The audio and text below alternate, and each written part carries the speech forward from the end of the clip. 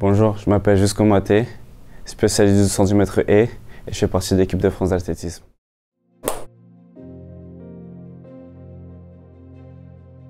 Juste avant de parler de tes débuts en athlée, Ouais. je sais que tu as eu une autre grande passion avant. On a un objet à te montrer Ok. et pour que tu puisses nous en parler un petit peu. J'avoue, une bonne balle. J'ai fait beaucoup de foot avant l'athlé. J'ai joué dans plusieurs clubs dans ma ville où j'ai grandi, à Évreux, où j'ai beaucoup d'amis qui sont devenus footballeurs d'ailleurs. Donc ouais, vraiment le foot. De toute façon, je regarde toujours les matchs de foot, toujours un peu dans ce secteur-là.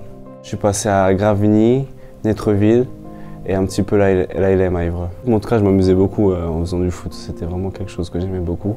C'était un sport d'équipe et c'est pas pareil que le sport individuel, donc ouais, c'était vraiment prendre du plaisir. C'était incroyable parce que du coup, c'était les gens de ma ville, de mon école.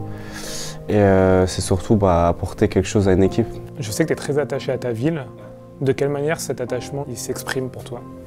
De quelle manière? Bah écoute, moi j'ai toujours mes amis qui sont là-bas, donc j'essaie d'aller souvent. J'ai toujours ma mère aussi qui est là-bas.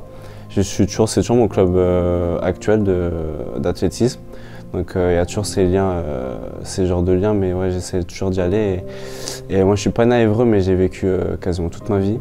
Donc il y a toujours ce lien de revenir, de revoir les choses que je connais depuis mon enfance. Donc je suis très attaché à cette ville. Ouais. Comment tu as basculé du football à l'athlétisme? C'était ma soeur qui faisait de l'athlétisme. Et à un moment donné, je me suis retrouvé sur une piste. On m'a proposé de faire une compétition, ça s'est bien passé. Et au fur et à mesure, j'allais de plus en plus à l'entraînement. Et un jour, je me suis dit, bon, pourquoi pas essayer de vraiment s'y mettre sérieusement. Quand on t'a proposé de tester l'athlé, tu as réagi comment? Je voulais juste faire la course avec les gens, moi. Comme je courais vite, je gagnais. Donc je me suis dit, pourquoi pas continuer, je pense qu'il y a un truc à faire. À l'entraînement, je pense le fait de se dépasser soi-même et que tu pouvais compter que sur soi-même, j'aimais bien cet aspect-là. On sait que dans ton club d'athlé à Évreux, il y a plein de petits jeunes qui montent actuellement. Ouais, c'est vrai, il y a beaucoup de jeunes en ce moment. Il y a Jérémy Zougou, Thierry Correa, Elijah Pasquet, Maïva. Donc ouais, il y a beaucoup de jeunes qui sont bons. Et j'en cite, il y en a encore plein. Même Sadatou, mais ouais, il y a bien des jeunes. Je pense qu'il y a une bonne relève qui arrive sur Évreux. Et je pense qu'il y a encore plus de potentiel qui va arriver plus tard. Il y en a un d'entre eux qui a un message pour toi, on va te le montrer. Ah bon, ouais, je vais voir ça. Alors moi j'ai découvert juste en 2018 une compétition que mon club organise tous les ans, dans laquelle à la fin il y avait une présentation de 110 mètres haies, donc par juste. Je pense que pour pas mal de jeunes du club, t'es un modèle et même un objectif à atteindre. Et ça fait trop plaisir de savoir que dans le club, on en a un aussi qui pousse tous les athlètes et qui donne envie aussi de réussir. Ça donne envie d'envoyer là. Force pour la suite. Nous fais-nous du sale cet été, c'est tout ce qu'on demande. Et vas-y, arrête de ramener du bronze, s'il te plaît, une taf. Ouais, Jérémy, c'est vraiment un jeune que j'apprécie beaucoup.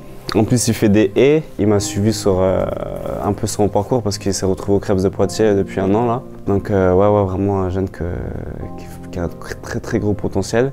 Comment est-ce que tu as vécu cette ascension? Plutôt calmement, écoute. En vrai, je pense que ça arrivait au fur et à mesure. J'ai eu toutes les étapes dans ma carrière.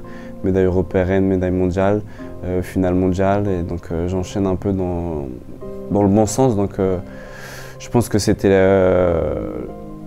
la bonne pente que j'ai montée.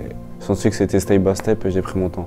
Jérémy le disait, pour l'instant, tu as été un petit peu abonné aux médailles de bronze. Qu'est-ce qui te manque pour aller chercher ce petit step en plus? Le travail, tout simplement, je pense. Le travail et l'expérience. Je pense que maintenant, j'ai acquis beaucoup d'expérience. Donc sur les prochains championnats, on ira chercher d'autres médailles. Quelle place occupe aujourd'hui l'athlétisme dans ta vie?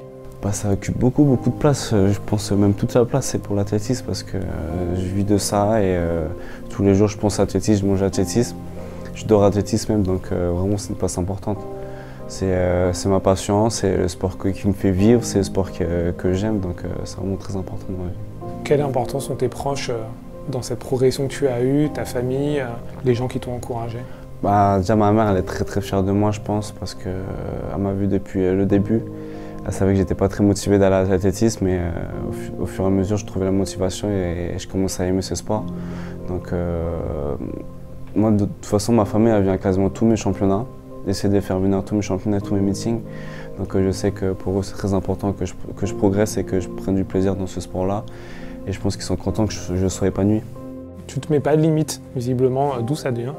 Je pense que c'est de ma vie, de ma vie tout simplement, de tout ce que j'ai vécu avec ma famille, mes proches. Je suis déjà arrivé à ce niveau-là, malgré tout ce qui est arrivé dans ma vie. Et c'est des choses, des difficultés qu'on a eues avec mes proches ou dans ma vie personnelle, mais je sais que ça m'a forgé et je sais que maintenant ça m'aide à pousser mes limites. Et donc maintenant, des médailles, et c'est que le début?